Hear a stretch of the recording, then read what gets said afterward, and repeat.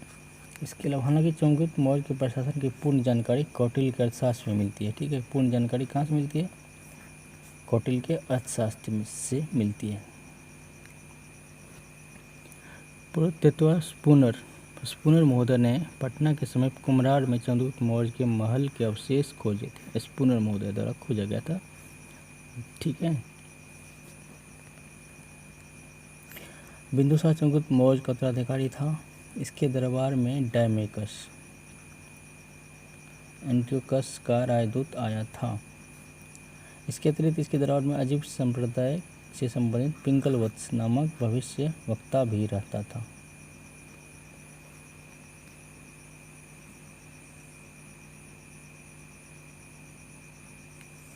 अशोक बिंदुसार की मृत्यु के बाद 269 ईस्वी में राजा बना। ऐसा कहा जाता है कि इसने पद के लिए अपने 99 भाइयों की हत्या कर दी थी। और इसकी चर्चा कहाँ से मिलती है? महायानी दिव्यदान जो पुस्तक है एक, ठीक है, उसके अंदर है सिंहली अनुश्रुति।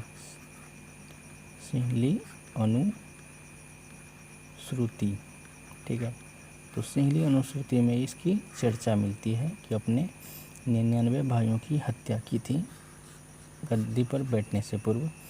261 ईस्वी पूर्व में अशोक ने कलिंग पर युद्ध की नीति, मतलब कलिंग पर आपको पता है 261 पूर्व ईस्वी पूर्व में कलिंग पर युद्ध की थी। और इसके बाद ही रक्तपात को देखकर इसने त्याग दिया था युद्ध की नीति को। ठीक है, और धम्म नीति को अपना लिया था और बौद्ध धर्म का ग्रहण कर लिया था।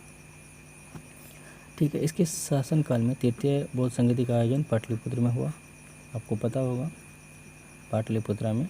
और इसके अध्यक्ष कौन थे? तो मोगलीपुत्र तीस्त थे। मोगलीपुत्र तीस्त।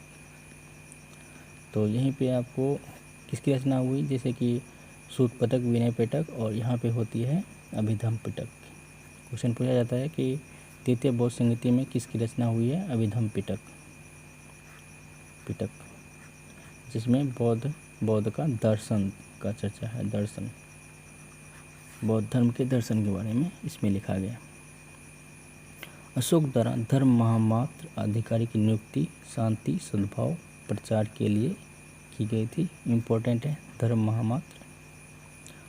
इसकी चर्चा, विस्तृत चर्चा है 12वां जो शिलालेख है, ठीक है, उसमें मिलती है विस्तृत रूप से।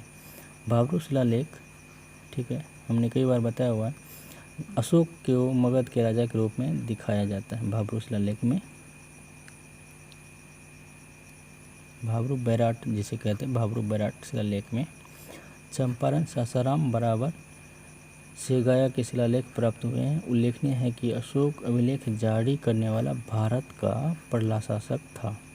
ठीक, उपगुप्त नामक भिक्षु ने अशोक को बौद्ध धर्म में शिक्षित किया था। ठीक है, बौद्ध धर्म का प्रचार करने के लिए अशोक ने श्रीलंका, नेपाल, म्यांमार, बर्मा अपने दूत भेजे थे।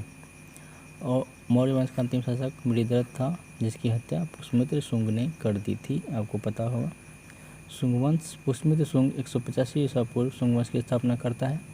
ऐसा माना जाता है कि पुष्यमित्र शुंग ने व्यापक पैमाने पर बौद्ध भिक्षुओं की हत्या की थी और स्तूपों को विनाश किया था। एक इतिहासकार का मानना है कि पुष्यमित्र शुंग ने 84,000, सोचिए 84,000 बौद्ध स्तूपों को नष्ट किया था। ठीक है, इस वंश के समय ही डेमेट्रियस का आक्रमण पाटलिपुत्र पर होता है। इस वंश का शासक देवहूति था।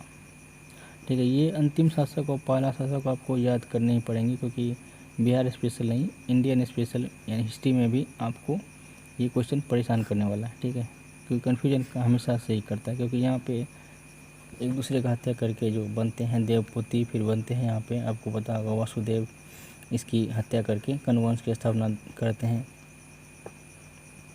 तो ये सब आप ध्यान में रखिएगा। इस वंश की स्थापना जो है 75 ईसा पूर्व में वासुदेव ने की। कनवंश के शासक ब्राह्मण माना जाता है। इसके शासनकाल में मगध के साम्राज्य पाटलिपुत्र क्षेत्र तक सीमित हो गया। ठीक है, यहाँ पे एक मोस्ट इम्पोर्टेंट पॉइंट, तो मतलब इसके समय पाटलिपुत्र क्षेत्र तक ही मगध साम्राज्य सिमट गया कनवंश के समय। अब मोस्ट इम्पोर्टेंट हमारा है गुप्त साम्राज्य। ठीक है, श्रीगुप्त इसका पहला शासक था, आपने पढ़ा होगा। चंद्रगुप्त प्रथम इस साम्राज्य का प्रथम एवं स्वतंत्र सम्राट और विख्यात शासक, मतलब प्रसिद्ध शासक माना जाता है। ठीक है, 320 ईस्वी में चंद्रगुप्त प्रथम ने पाटलिपुत्र में महाराजा धीराज की उपाधि धारण की थी। बहुत बड़ा उपाधि गुप्त साम्राज्य के लोग धारण करते थे, राजा लोग। इसके अलावा नेक्स्ट है आपको, चंद्रगुप्त प्रथम के बाद कौन से आए थे? समुद्रगुप्त। ठीक है, जिसे नेपोलियन भी कहा जाता है, आपको पता होगा। चंद्रगुप्त प्रथम की मृत्यु के पश्चात यह सम्राट बना। इससे भारत का नेपोलियन कहा जाता है। इसके दरबारी कवि हरिसेन था। ठीक है, आप इसने प्रयाग प्रशस्ति अभिलेख इसकी रचना है। ठीक है, इसने प्रयाग प्रशस्ति की रचना की थी, आप लिखा हुआ। प्रयाग प्रशस्ति में समुद्रगुप्त के राज्यारोहण तथा विजय अभियान की चर्चा है। तो इसने, आपको पता, 9 उत्तर के राजा को, 9 उत्तर और 12 दक्षिण के राजा को हराया था, इसने जीता था। इसी की व्याख्या की गई है। ठीक है, इसमें प्रयाग प्रशस्ति अभिलेख में। समुद्रगुप्त विष्णु का उपासक था। इसके अतिरिक्त वह शासक, प्रशासक, संगीतज्ञ, कवि, विद्या संरक्षण भी था। समुद्रगुप्त का उत्तराधिकारी कौन था? रामगुप्त। समुद्रगुप्त दरबार में श्रीलंका के माधववर्मन ने अपना राजदूत और गया में एक बौद्ध मठ बनवाने के लिए भेजा। अगेन मोस्ट इम्पोर्टेंट ये पॉइंट है, आप नोट कर सकते हैं, मोस्ट इम्पोर्टेंट पॉइंट। ठीक है, माधववर्मन का राजदूत आया था और गया में बौद्ध मठ बनवाने के लिए भेजा था। रामगुप्त के पश्चात चंद्रगुप्त द्वितीय विक्रमादित्य राजा बना। इसके दरबार में कालिदास, वारामिहिर, आर्यभट्ट, गुप्त, धन्वंतरी, अमर सिंह, बहुत सारे विद्वान रहते थे। ठीक है, इसके शासनकाल में ही फाहियान भारत भ्रमण किया था। चंद्रगुप्त द्वितीय के उपरांत कुमारगुप्त बनते हैं। इसके शासनकाल में नालंदा बिहार विश्वविद्यालय की स्थापना की गई थी कुमारगुप्त के। ठीक है, भानुगुप्त को अंतिम शासक माना जाता है। इसी का है एरन अभिलेख, आपने सुना होगा एरन अभिलेख, जिसमें सती प्रथा की जानकारी हमें मिलती है। तो भानुगुप्त के अभिलेख है एरन अभिलेख। गुप्त काल में ही बोधगया में महाबोधि मंदिर का निर्माण हुआ था। परवर्ती गुप्त शासकों में शशांक ने बोधि वृक्ष को क्षति पहुंचाई थी, कटवा दिया था, आपको पता होगा।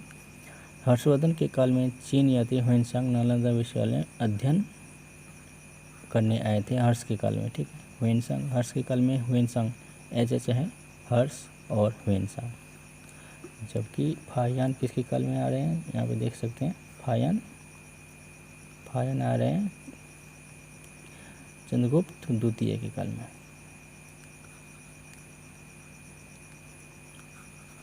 ठीक है, पाल वंश, बिहार में पाल वंश का संस्थापक गोपाल, ये इम्पोर्टेंट है। पाल वंश बिहार के लिए स्पेशल के लिए, इसका संस्थापक महिपाल द्वितीय संस्थापक कहा जाता है इसे। ठीक है, इस वंश के शासक ने बौद्ध शैक्षणिक संस्थाओं को बढ़ावा दिया था। पाल शासक धर्मपाल ने विक्रमशिला विश्वविद्यालय की स्थापना की थी। ठीक है, इसके अतिरिक्त ओदंतपुरी विश्वविद्यालय भी इसी के समय में अस्तित्व में आया। कर्नाट वंश, जो कि BPSC का फेवरेट चैप्टर है यहाँ पे, इसके संस्थापक ही ज़्यादातर पूछे जाते हैं, संस्थापक और इसका लास्ट थे हरि सिंह देव। यही 2 पूछा जाता है BPSC में बार बार। ठीक है, तो इस वंश के संस्थापक कौन थे? न्यायदेव माना जाता है। इसके तिरहुत क्षेत्र पर 1057 से 1147 तक शासन किया था। हरि सिंह देव लास्ट शासक, ये आप किसी भी तरह याद कर लीजिएगा। न्यायदेव उसका पहला संस्थापक और हरि सिंह देव लास्ट शासक था। इसके शासनकाल में गयासुद्दीन तुगलक का बंगाल अभियान होता है।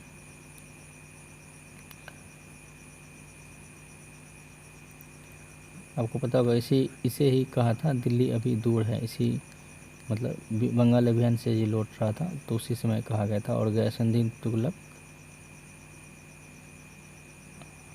की मृत्यु हो गई थी। ठीक है, इस वंश का 1378 ईस्वी में पूर्ण से पतन हो गया।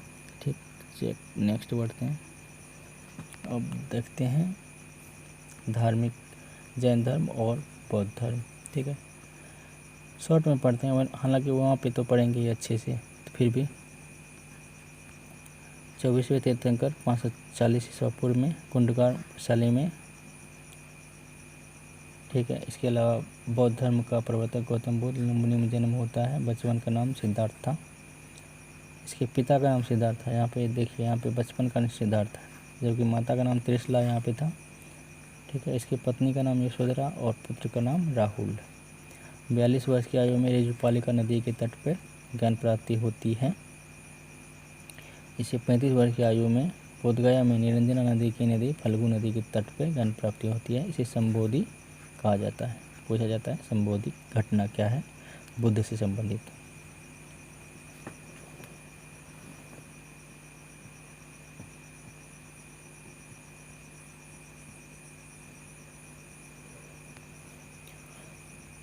बहत्तर वर्ष की उम्र में इसकी मृत्यु होती है, जबकि बुद्ध की मृत्यु 80 वर्ष की उम्र में होती है। ठीक है,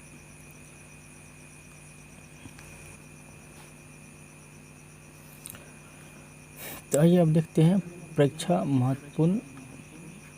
उपयोगी महत्वपूर्ण तथ्य। ठीक है, वन लाइनर में जो भी हमने पढ़ा है उसका वन लाइनर तथ्य यहाँ पे दिया हुआ है। ठीक है,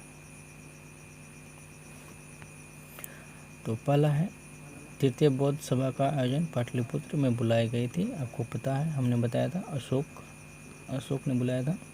और किसी शासनकाल में हुआ था ये? मुगल शासनकाल नहीं, अध्यक्षता में मुगलीपुत्र तीस्त। ठीक है, और इसमें अभिधम पिटक की रचना होती है, हमने बताया, अभी जस्ट बताया था। इसके अलावा विश्व का पहला गणतंत्र वैशाली लिच्छवी द्वारा स्थापित किया गया था, पता है। ठीक है आपको। और बोधगया चौथी पीढ़ी का वृक्ष है। उदयन पाटलिपुत्र का संस्थापक माना जाता है, बताया हुआ है। ठीक है, नंदवंश के पश्चात मौर्य वंश का शासन स्थापित हुआ, अभी जस्ट बताया था। घनानंद सिकंदर महान का समकालीन था।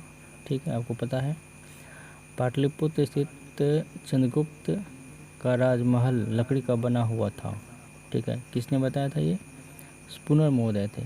अभी हमने आपको दिखाया था स्पूनर इसकी चर्चा की हुई है, जो कि कुम्हार में मिला हुआ है। ठीक है, नेक्स्ट है बराबर की गुफाओं का उपयोग आजीविक संप्रदाय के लोगों ने अपने आश्रय गृह के रूप में किया था। किसके द्वारा बनाया गया था? अशोक और उसके पौत्र दशरथ के द्वारा। ठीक है, भाब्रू अभिलेख अशोक को मगध का सम्राट बताया गया है। ठीक है, प्रियदर्शी भी कहा है, अशोक मगध का सम्राट भी कहा है। अजातशत्रु के समय प्रथम बौद्ध संगति राजगृह में आयोजित हुई थी। ठीक है, नोट है बिहार के प्राचीन इतिहास से संबंधित तथ्य के विस्तृत अध्ययन के लिए बिहार DLP के प्राचीन भारत बिहार विशेष संदर्भ बुकलेट को देखें, विशेष संदर्भ रहित। ठीक, चलिए अब क्वेश्चन प्रैक्टिस कर लेते हैं। वैसे तो इसमें टिक लगा हुआ है, फिर भी कर्नाटक वंश के संस्थापक देखिए पूछा हुआ है, ज्ञानदेव। ठीक है, और इसके लास्ट कौन हमने बताया था? ये। ठीक, नेक्स्ट है अंतिम शासक थे हरि सिंह। ठीक है, थर्ड है नालंदा विश्वविद्यालय के संस्थापक कुमारगुप्त। स्वामी का जन्म हुआ था कुंडग्राम। यात्रक कुल के थे। मगध की प्रारंभिक राजधानी राजगृह थी। ठीक है, अजातशत्रु के वंश का नाम हर्यक वंश। तृतीय बौद्ध समिति पाटलिपुत्र अशोक के समय। बोधगया में बोधि वृक्ष अपने वंश का किस पीढ़ी का है? चतुर्थ पीढ़ी का। ठीक है, सब वही क्वेश्चन है। पहला गणतंत्र वैशाली किसके द्वारा? लिच्छवियों द्वारा। पाटलिपुत्र के संस्थापक कौन है? उदयन। नंदवंश के पश्चात मगध पर किस राज का? मौर्य वंश का। ठीक है, ईसा पूर्व सदी विश्व की प्रथम गणतंत्र व्यवस्था वैशाली में। चीनी यात्री हुएनसांग हर्ष के दरबार में विश्वविद्यालय में अध्ययन करने आया था, हर्ष के दरबार में आया था, तो नालंदा में पढ़ा था। यह स्रोत जिसमें पाटलिपुत्र के प्रशासन का वर्णन इंडिका में मिलता हुआ है। ये BPSC में 2004 में शायद पूछा गया था। ठीक है,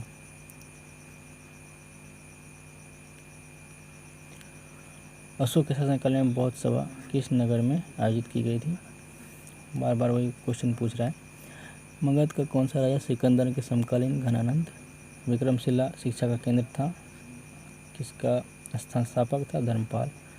चंद्रगुप्त का पहला मुख्यतः लकड़ी का बना हुआ था। ठीक है, पुनर्मोदय ने इसकी चर्चा की है। इसके अलावा बराबर की गुफा आजीविकों के लिए था। वास्तव में स्वयं मगध का सम्राट कहा है, किसमें? भापरू अभिलेख में इसने कहा है। इसके अलावा गौतम बुद्ध का जन्म कहाँ हुआ है? लुम्बिनी में। अजातशत्रु के शासनकाल में प्रथम बौद्ध संस्कृति राजगीर में हुई है। ठीक, तो आइए अब देखते हैं अध्याय 3 बिहार मध्यकालीन इतिहास को देखते हैं, कवर करेंगे। ठीक है, तो इसमें है बिहार मध्यकालीन इतिहास के अंतर्गत हम लगभग 12वीं सदी से लेकर 17वीं सदी के मध्य तक की घटनाओं को शामिल करते हैं।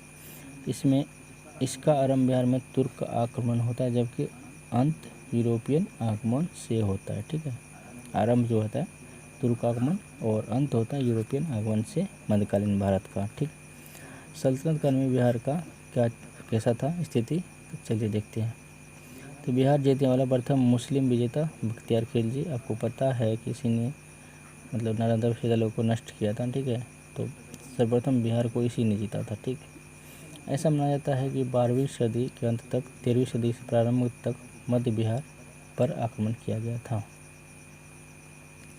इतिहासकार के अनुसार बख्तियार खिलजी ने उदयपुरी नालंदा विश्वविद्यालय का विनाश किया। बख्तियार खिलजी के समय बिहार शरीफ तुर्क शासन का प्रमुख केंद्र था। और बख्तियार खिलजी कौन था? मोहम्मद गौरी का एक सेनापति था शायद। बख्तियारपुर शहर का संस्थापक बख्तियार खिलजी को ही माना जाता है। आपने बिहार में बख्तियारपुर जंक्शन का नाम सुना होगा, उसका शहर का स्थापक जो है यही है। इसने स्वयं द्वारा विकसित तत्कालीन प्रदेश राजधानी लखनऊ थी। ठीक है, बंगाल की राजधानी पहले थी लखनऊ को बनाया था। ठीक है, बख्तियार खिलजी मिथिला क्षेत्र के कर्नाट वंशीय शासक नरसिंह देव तथा जयनगर के गुप्त शासक को भी अपनी अधीनता स्वीकार कराई थी। ठीक है, कर्नाट वंशीय शासक नरसिंह देव को इसने अधीन कर लिया था।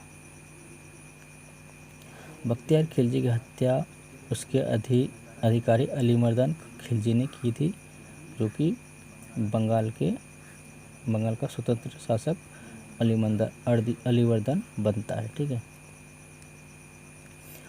1225 में इल्तुतमिश ने बिहार शरीफ का पहाड़ पर अधिकार किया। इसी दौरान उसने राजमहल की पहाड़ियों में हिसामुद्दीन इवाज को हराया। मलिक अलाउद्दीन जानी इल्तुतमिश ने बिहार में अपना प्रथम सूबेदार नियुक्त किया। ये मोस्ट इम्पोर्टेंट पॉइंट है हमारा, ये कंफर्म याद कर लीजिएगा। जानी को इल्तुतमिश ने बिहार में अपना फर्स्ट सूबेदार बनाया है। कौन बनाया है? इल्तुतमिश ने। कौन है? मलिक अलाउद्दीन जानी। ठीक है, अगला पॉइंट है 2930 में बिहार तथा बंगाल को पुनः विभाजित कर दिया गया। उल्लेखनीय यह है कि मलिक जानी के बाद, ठीक है यहाँ पे देखिए, मलिक जानी के बाद इल्तुतमिश के पुत्र नसरुद्दीन महमूद अवध बिहार लखनौती को एक कर दिया था। ठीक है, इसने अवध को, बिहार को, लखनौती को एक कर दिया था। सैफुद्दीन ऐबक, ठीक, एवं तुगान खान भी इल्तुतमिश द्वारा ही बिहार के सूबादार बने हैं। तुगान खान भी इसके बाद बने हैं। मलिक जानी के बाद नसरुद्दीन मोहम्मद, उसके बाद सैफुद्दीन ऐबक हो गया तुगान खान। ठीक है, गया प्रशस्ति, गया के वनराज नामक राजा की प्रशस्ति के अनुसार गया बलवन के राज्य में शामिल हो गया था। गया जो है बलवन के राज्य में शामिल होता है। 1297 ईस्वी में दरभंगा के राजा शक्र सिंह ने अलाउद्दीन खिलजी के सेनापति शेख मोहम्मद इस्माइल को पराजित किया था।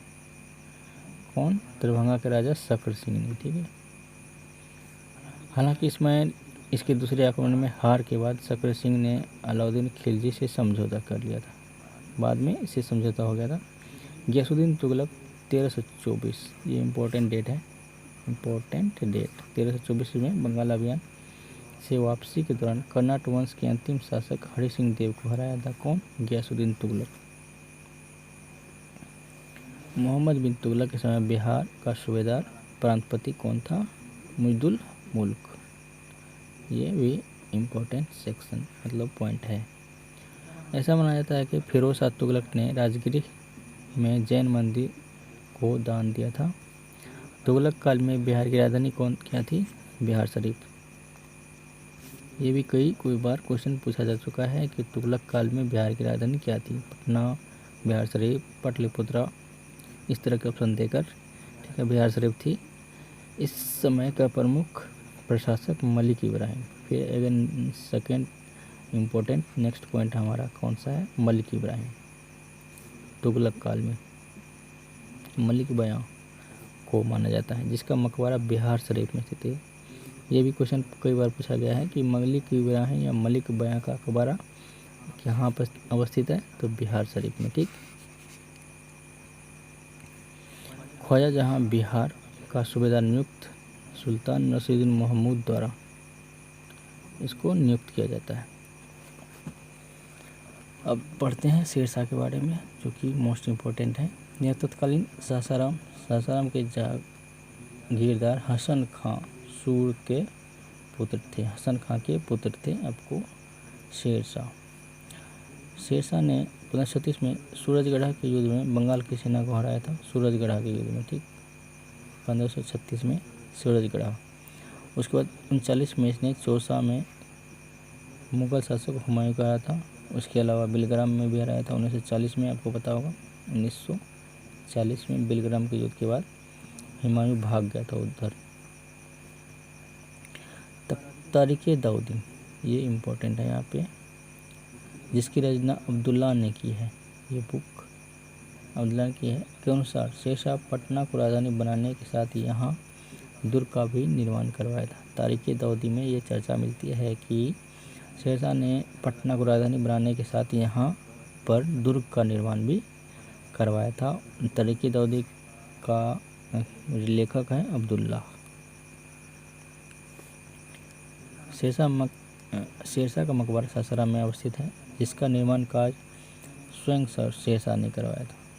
देखिए, स्वयं शेरशाह ने ही अपना मकबरा का निर्माण कार्य शुरू करवाया था, जबकि पूरा कौन करवाया था? इसका बेटा इस्लाम शाह। शेरशाह द्वारा सुलेमानी किरानी, यहाँ पे फिर से एक गवर्नर को नियुक्त किया जाएगा। जितना भी गवर्नर नियुक्त किया जाता है वो मोस्ट इम्पोर्टेंट होता है। ठीक है, सुलेमान किरानी को बिहार का सूबेदार बना दिया, मुख्ता यानी कि इख्तियार। ठीक है, सुलेमान किरानी हो गया, किसने किया है? शेरशाह ने। और भी थोड़ा सा रिवीजन कर लेते हैं। उसके बाद इधर है सूबेदार ख्वाजा जहां बिहार का सूबेदार नियुक्त होता है, कौन करता है? नसीरुद्दीन मोहम्मद। उसके बाद मलिक जानी कौन करता है? इल्तुतमिश। ठीक है, इस तरह से काफ़ी इम्पोर्टेंट हो जाता है।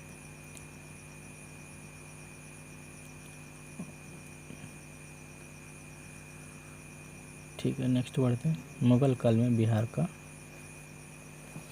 क्या था? 1576 में ये भी कई बार पूछा गया कि बिहार को कब मुगल में मिलाया गया था? 1576 में। 1572 में आपको किसको मिलाया था? गुजरात को शायद। ठीक है, उसके बाद 76 में बिहार को मिलाया गया था। अकबर ने 1580 में मुनीम खां, ठीक है, यहाँ पे फिर से एक इम्पोर्टेंट पॉइंट आ गया है हमारे पास। मुनीम खां को बिहार का गवर्नर नियुक्त किया था। किसने गवर्नर नियुक्त किया? ये इम्पोर्टेंट है, तो ये यही पूछा जाएगा ज़्यादातर। अकबर के सेनापति मान सिंह ने 1587 से 94 के मध्य गिद्धौर, खड़गपुर तथा भोजपुर के सरदारों को पराजित किया, साथ ही रोहतास को राजा। हाँ, ये यहाँ पे एक मोस्ट इम्पोर्टेंट फैक्ट हमारा आया कि क्या मान सिंह ने किसे राजधानी बनाया था? किसे? रोहतास। ठीक।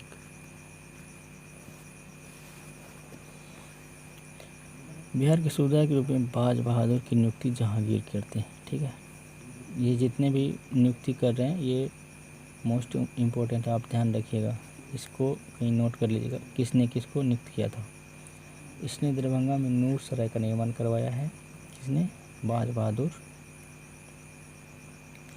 परवेज मुगल राजकुमार था जो बिहार का सूबेदार नियुक्त हुआ था। ठीक है, परवेज पहला मुगल राजकुमार था, जहांगीर द्वारा नियुक्त किया गया था। ठीक है, बिहार में मिर्जा रुस्तम सफावी जहांगीर द्वारा नियुक्त अंतिम मुगल सूबेदार था। ठीक, मिर्जा रुस्तम सफावी। बिहार के सूबेदार के रूप में अब्दुल्ला खां बहादुर फिरोज जंग, कितना बड़ा नाम है, अब्दुल्ला खां बहादुर फिरोज जंग की नियुक्ति शाहजहां ने की थी। शाइस्ता खां मुमताज महल के भाई, उसका मामा, इतना तक जो है बिहार का सूबेदार रहा है, औरंगजेब का मामा। ठीक है, औरंगजेब के समय औरंगाबाद में दाऊदनगर नामक शहर को बसाया था। दाऊदनगर। हाँ, यहाँ पे एक और इम्पोर्टेंट फैक्ट आ जाता है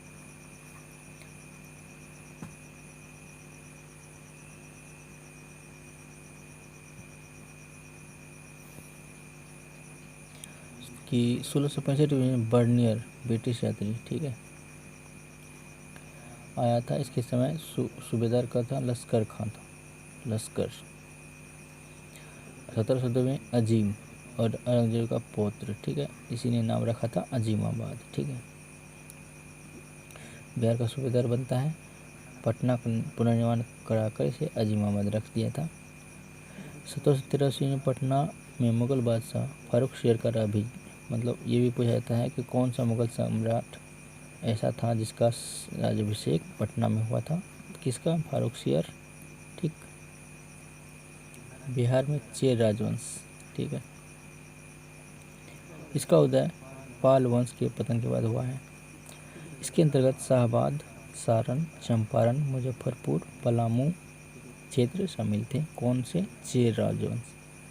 1611 में उज्जैन तथा चेर राजाओं के मध्य युद्ध हुआ था, जिसमें नारायण मल्ल के नेतृत्व में उज्जैन वंशीय राजा विजय हुए थे। ठीक,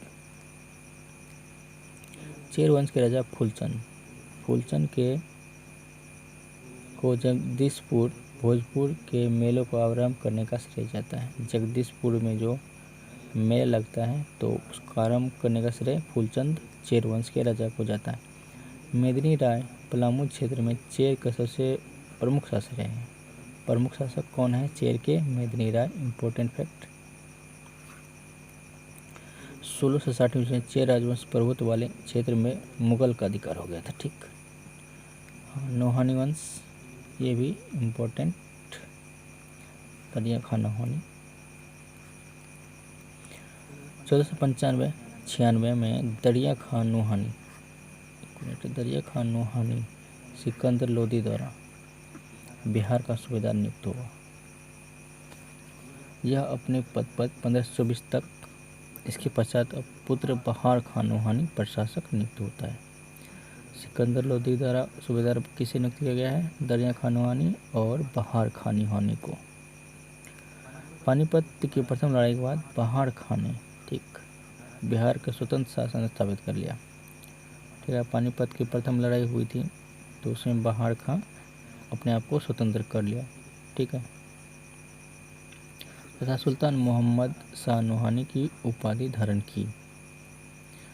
बहार खान ने 1526 में कनकपुरा युद्ध में इब्राहिम लोदी को हरा दिया था। सोचिए, इब्राहिम लोदी को हरा दिया था इसने, बहार खान नोहानी।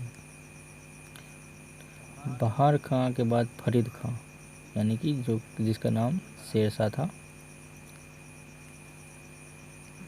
के संरक्षण में उसका शेरशाह के संरक्षण में उसका पुत्र जलालुद्दीन उर्फ जलाल खां बिहार में नोहानी वंश का अंतिम शासक बनता है।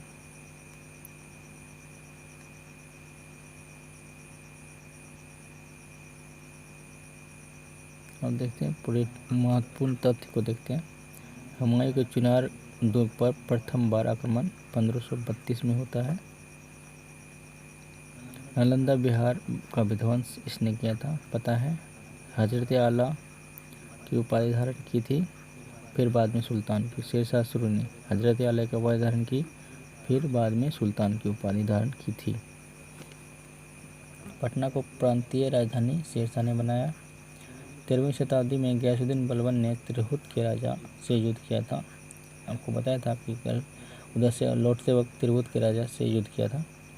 बख्तियार खिलजी के समय बिहार शरीफ तुर्क शासन का प्रमुख केंद्र था। बख्तियारपुर शहर का संस्थापक बख्तियार खिलजी को ही माना जाता है। मलिक अलाउद्दीन जानी इल्तुतमिश द्वारा नियुक्त किया गया था गवर्नर। 1616 में मनेर पटना में इब्राहिम खान द्वारा निर्मित मखदूम शाह दौलत का मकबरा, ये मोस्ट इम्पोर्टेंट आ गया फिर से, मोस्ट इम्पोर्टेंट। ठीक, मनेर में इब्राहिम खान द्वारा निर्मित मखदूम शाह दौलत का मकबरा बिहार के मध्यकालीन इतिहास में मुगल स्थापत्य कला का सर्वश्रेष्ठ नमूना है, इसलिए इसे मखदूम शाह दौलत का मकबरा कहाँ पे है? मनेर में। पूछा जाता है कि मखदूम शाह दौलत का मकबरा कहाँ अवस्थित है? मनेर में। बान बहादुर को जहांगीर कुली खान की उपाधि प्राप्त थी। तुगलक काल में बिहार की राजधानी क्या थी? बिहार शरीफ। बिहार के प्रथम मुस्लिम विजेता कौन है? बख्तियार खिलजी। नालंदा बिहार का विध्वंस बख्तियार खिलजी। आसान क्वेश्चन समय। इल्तुतमिश ने बिहार में अपना सूबेदार मलिक जानी को किया था। ठीक है, बढ़ते हैं जल्दी से। हुमायूं ने चुनार दुर्ग पर प्रथम आक्रमण कब किया था? 1532 में। ठीक, 1532 ही था ना? 32। निम्नलिखित में से किसे सुल्तान ने पहले हजरत आला की उपाधि धारण की थी, बाद में सुल्तान की? तो किसने? शेरशाह सूरी। पटना के प्रांतीय राजधानी बना था शेरशाह ने। 13वीं शताब्दी में बंगाल प्रांतपति गयासुद्दीन युद्ध किया था तिरहुत के राजा से।